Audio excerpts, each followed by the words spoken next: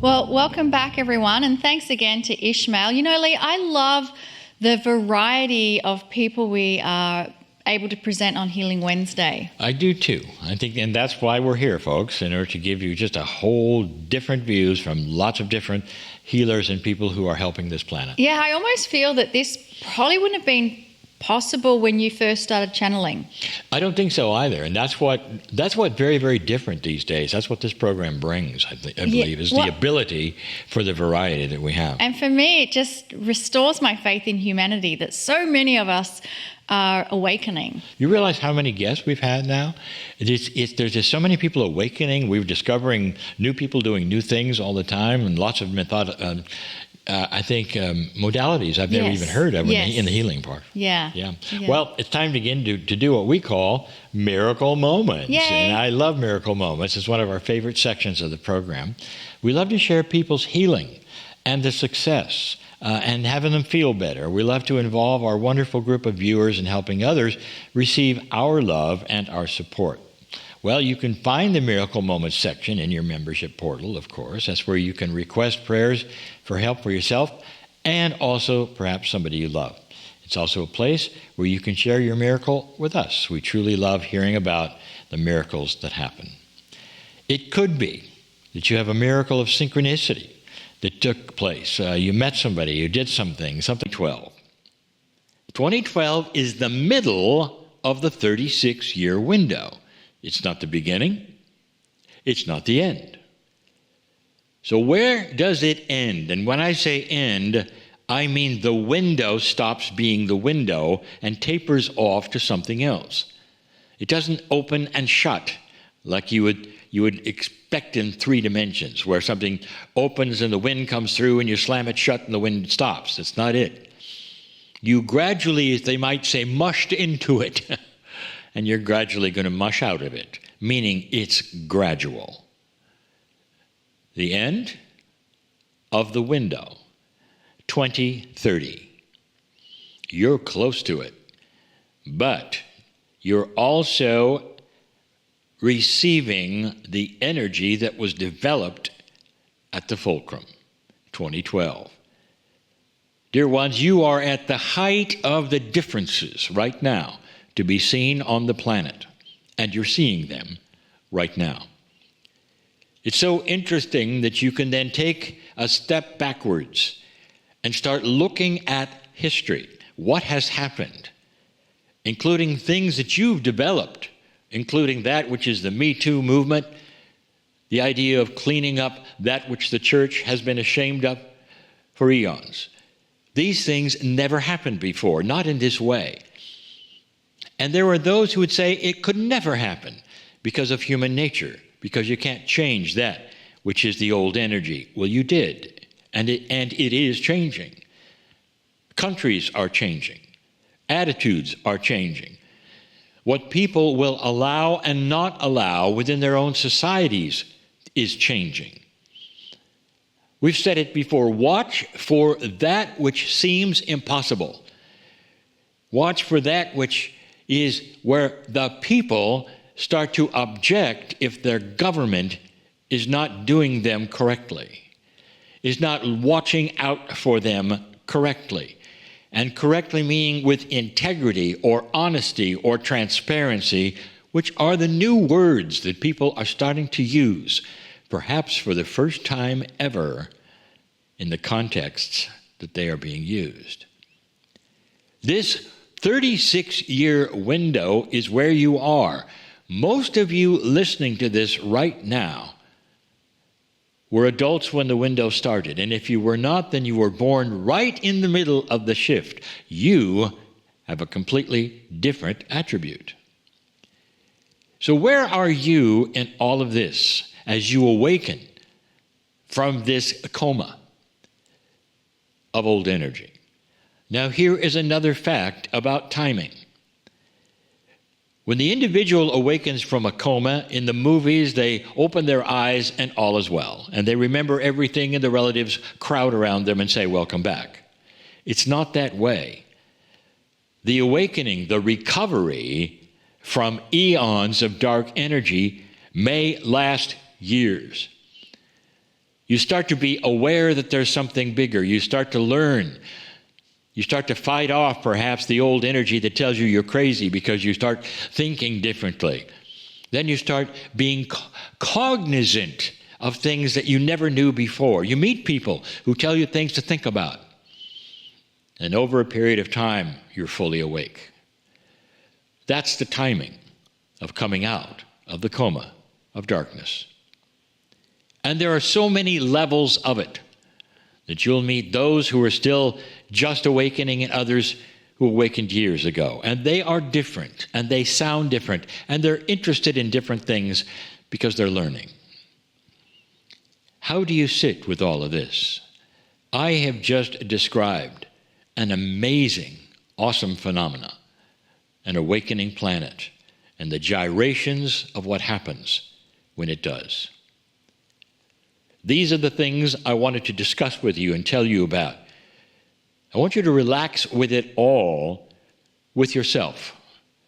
Where do you sit in all of this? What were you doing in 1994? There are those who will say, is there time to complete what we came for? Yes, absolutely. When the window is over, it simply means that most of the actionable items will have occurred. And what is next then is a continued recovery. Into the light you go. Opening the door you are. So these are the things we wanted to tell you about today so that you will relax a little more within yourself. If you are feeling an awakening and you don't know why, or you're asking yourself, what is happening to me that I'm even watching this channeling? I know who's here. I'm in love with all of you for asking these questions. And the biggest one, is there more than I was told? The answer, oh yeah. And so it is.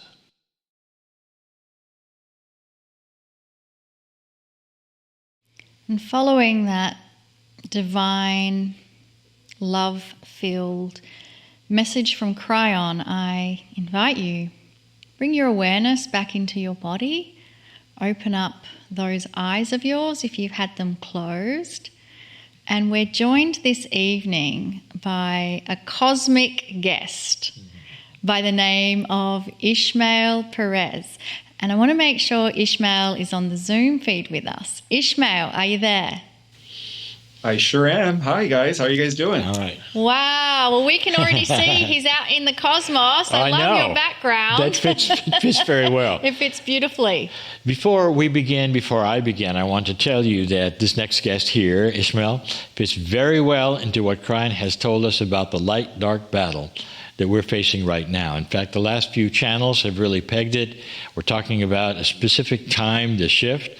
Remember that Kryon has told us repeatedly that the dark energy on this planet wants to fight the light that is starting to show and wants to take us right back to a warring civilization. Let me ask you, have you seen any of that?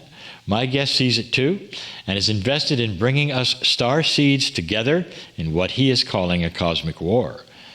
Ishmael Perez calls himself a cosmic ambassador who represents an intergalactic alliance known as the Covenant of Palador.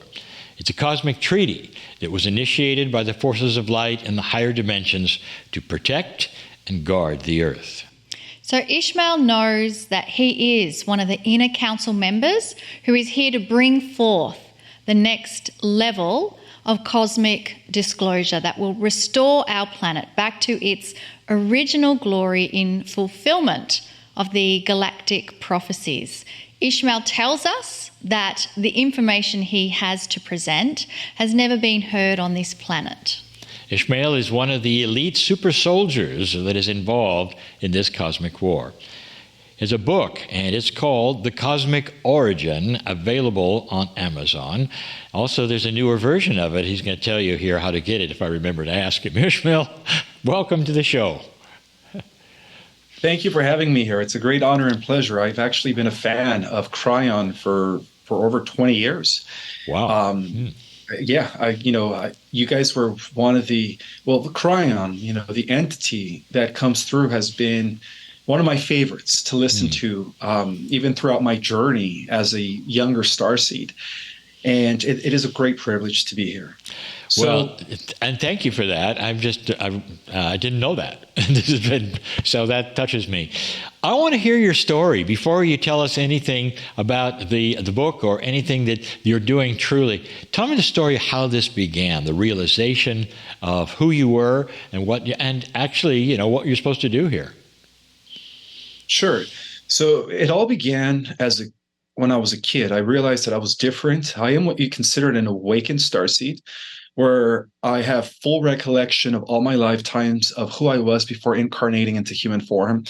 And one of the things I noticed as a young boy, perhaps by the age of 4, is that nobody else was communicating with animals, plants, or trees telepathically the way I was. And I used to ask my siblings and cousins if they could also communicate with animals, and they would laugh at me. So that was one of the first indicators that made me wonder, like, what am I doing here? This realm, this earth, or this world does not seem familiar to me. And then as I grew up, I had an inner understanding of things. I never quite took everything that they taught me face value, especially organized religion. I was very rebellious in school. In elementary, especially, and again, throughout junior high and high school, now that I think about it. But I was always want to question everything. It just didn't make sense to me. It just didn't register. And so I felt from the beginning that I was different. And as a kid, I did explore this inner understanding of things. And unfortunately, due to my religious upbringing, I was not indoctrinated, but forced, you could say, to suppress my inner understanding of things. So I was forced to go to church. I was forced to pray the rosary twice a week for 2 hours, kneeling on my knees. I mean, my grandmother really wanted to, make sure I had no, make sure that I didn't believe in the stuff that I was talking about as a kid. They thought it was woo-woo, and they thought it was of the dark side, when I was talking about telepathy and everything like that. And so it wasn't until I probably was about the age of 15 that I started doing my own research. That's when I would seclude myself in a local library or even at the bookstore over at the local university and just read as much as I could. And I started reading philosophy. I got into Plato's Republic, which was a fascinating book. I read all of his works, by the way. I got into reading about Socrates and learning how to reflect and learning how to really just realize who we are as individuals. What he used to call know thyself and stuff, which made a lot of sense to me. I also got into political theory, volume 1 and 2. So I learned everything as far as like the open society is concerned, political theory, philosophy. I mean, I read every 18th century philosopher, but I wasn't yet satisfied. I didn't feel like that was the fields of information that I was gravitating towards. I almost felt like there was something missing. So it wasn't until I discovered metaphysical knowledge.